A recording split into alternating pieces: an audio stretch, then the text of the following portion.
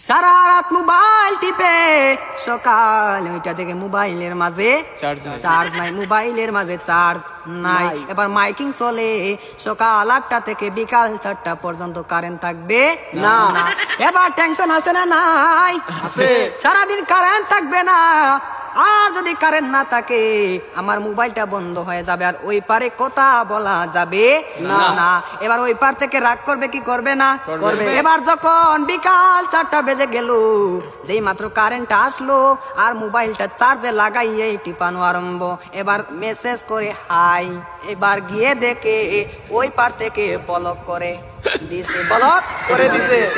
এবার ছেলেটা তো টেনশনে আছে, হারে ব্লক করে দিল, আমাদের তো ভালোবাসা কোথায় গেল।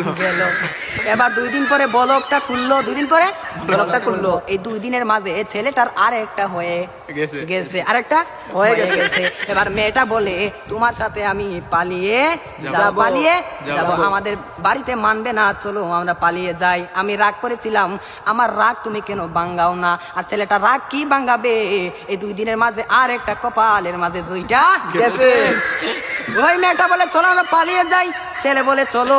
এবার ছেলেটা মনে মনে ভাবে তোমার একটা শিক্ষা দিতে হবে। এবার মেয়েটা সকালে স্টেশনের মাঝে গাড়ি গুটি লইয়া রেডি। এবার ছেলেটা তো আসে না, আর মেয়েটা বাড়িতে কি যাবে? বাড়ির মাঝে 3 হাত লম্বা একটা চিঠি দিয়া পাইছে, পাশের গ্রামের রফিক মিয়ার সাথে পালিয়ে যাবে, বাড়িতে চিঠি দিয়ে যায়। আমি আর বাড়িতে মাঝে কোনোদিন আসবো না, তার নয় কার না, আমি আর কোনোদিন বাড়ির মাঝে আসবো না। আমি চলে গেলাম পাশের গ্রামের রফিক মিয়ার সাথে। এবার রফিক মিয়া তো আসে না,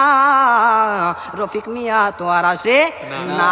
এবার 1 ঘন্টা চলে যায়, 2 ঘন্টা চলে যায়, ছেলেটার মোবাইলে বন্ধ।